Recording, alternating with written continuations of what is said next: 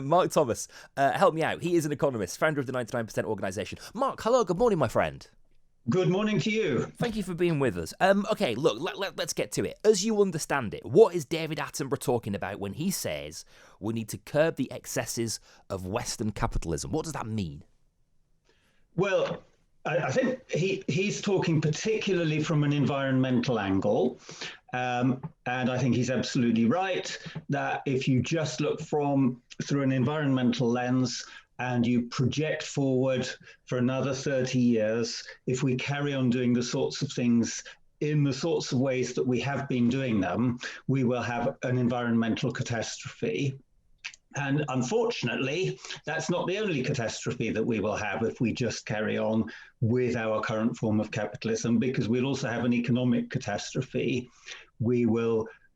The UK, for example, if you just simply project the trends, and that's not a forecast, that's simply saying if we carry on the track we're on, by 2050, the UK would look a lot more like South Africa does today, where you have a small, very, very wealthy elite, and the rest of the population is in or pretty close to poverty. Okay, so give us some context to that then, Mark. What are you and Sir David Attenborough talking about? What bits do we need to change in your eyes?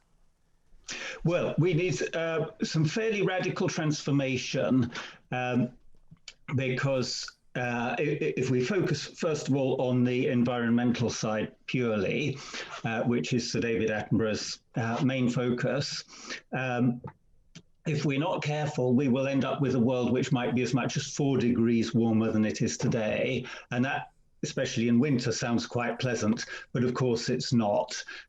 In this country, we have seen already serious climate-related events. We've seen lots of flooding. Sure. We've seen just help me out here, though, Mark, because I want to try and trace this back. So we're talking about is it as basic as, look, we're talking about the pizza that you order via the app on a Saturday night. You know, I do that regularly. I will order a pizza on an app on a Saturday night. It gets delivered to me in a car, etc. That sort of chain of events. That's what we're talking about here, is it? And how is that directly contributing? Well, it's contributing because some of there's no problem with eating pizza, but there is a problem with burning fossil fuels to transport a pizza from the pizza parlor to your house. And if one pizza doesn't make a lot of difference, but if that's happening millions of times all around the world every single hour of every single day, that's a lot of fossil fuels being burnt up. And so to a great degree, it's not so much that we need to do less. For example, with food, we don't by and large need to eat less. We need to eat in a more considered way, and we need to have a supply chain for the food which is more considered. So there's a lot of transformation needed. Okay, so it almost feels like every step on that journey needs some tweak of some sort. Yes. Here's the problem then, because it becomes a harder argument to make that for you, for Sir David Attenborough, for anybody who wants to stand up and make it. When people can point at a certain level of prosperity, and as a consequence of this capitalism, and they can say, look, it does as much good, it has dragged people out of poverty, it has made people's lives better, it has put money in people's pockets, it has solved more of, or as many of the world's ills as it has created. So how do you respond to that point?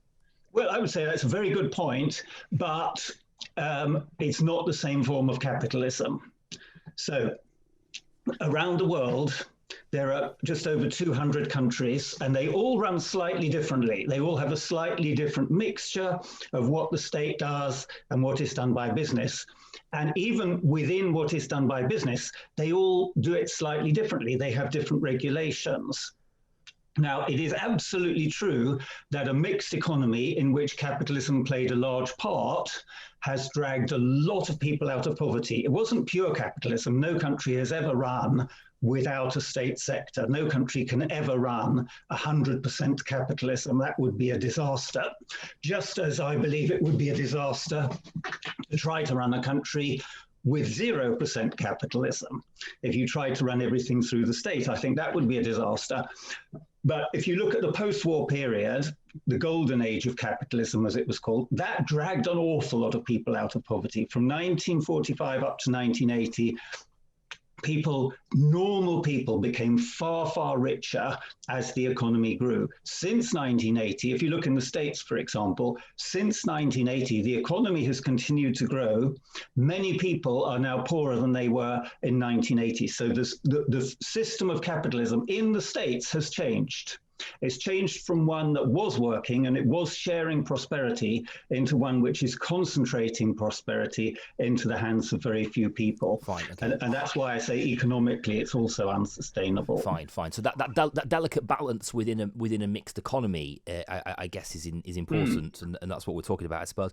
And so a part of that clearly is greed. I guess the part of why America has become the way that it has, I suppose, is in some part greed. Greed is a very powerful force. That's what David Attenborough is saying anyway. Yes. By the way, greed is a powerful force for all of us, for every single one of us. Do I think about the consequences of me ordering that pizza via that app, delivered to my door in a car, when it happens? Not really, no, because I'm hungry, I want a pizza, and I've become quite accustomed to it coming to my door quite conveniently. Thank you very much. How do we prize ourselves, Mark, away from that? How do we convince people who can point to the prosperity, who are benefiting from it, who are very, very convenienced by it, that it's the right thing to do? It's the sacrifice that they need to make. Well, I think there are two groups of people who need to change their behavior. There are, if you like, ordinary people who do need to become a bit more aware of what they're doing. And then there are the very, very wealthy who are the ones who are actually shaping the system. And what's needed in the two cases is different. If we just take ordinary people, then actually it may not be that you need to do very much differently yourself, but it needs to be much more cost effective for the pizza parlor to deliver it on an e-bike than it does by burning fossil fuels. If everything they do is fueled by sustainably generated electricity, you could still have your pizza. And so we're talking about actually needing to change the system as much as changing ordinary people's behavior. Now, that's not to say that ordinary people don't need to change their behavior, because food is a major source, actually, of greenhouse gas emissions, not literally CO2, but other greenhouse gases. And we still need to eat. Yeah, but also, the stuff that I take into my house, it doesn't feel like there's really any dent in the amount of plastics. I'm ordering via Amazon a lot at the moment because it's really convenient. And I suppose the point you're making is that we can retain some of those conveniences if we put the onus on the organisations to play a bigger role in doing their bit properly and in making their end of the bargain more sustainable. Absolutely. Okay.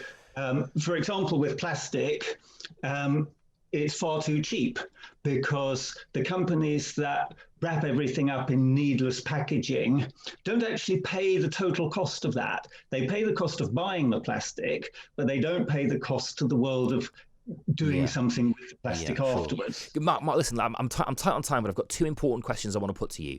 Yes. Speak to Jeff Bezos right now. The man is incredibly wealthy. You've seen his personal wealth absolutely rocket as a consequence of all these things that we are talking about. How on earth do you convince somebody like Jeff Bezos to make these changes, to take the hit? How do you do it? Do it right now.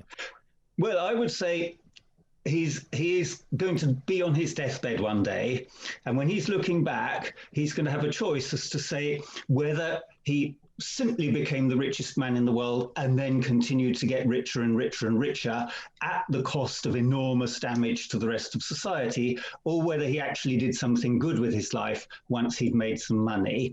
And if I were him, I would say, I've got enough money now. In fact, he's got 1,000 times more than he needs. He's certainly not short of money.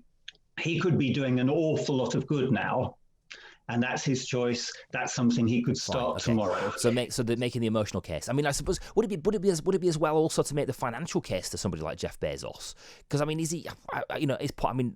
perhaps Jeff Bezos isn't a great example, but pulling on somebody's heartstrings is effective to a point. But if you can pull on their wallet as well, That Well, will really help. I think that's right, that we need actually to change the system. So Amazon externalizes a lot of its costs. One of the reasons it's so profitable is because we pick up the tab. They don't pay a living wage to all their employees. Well, the rest of society has to pay that, has to pick up the tab.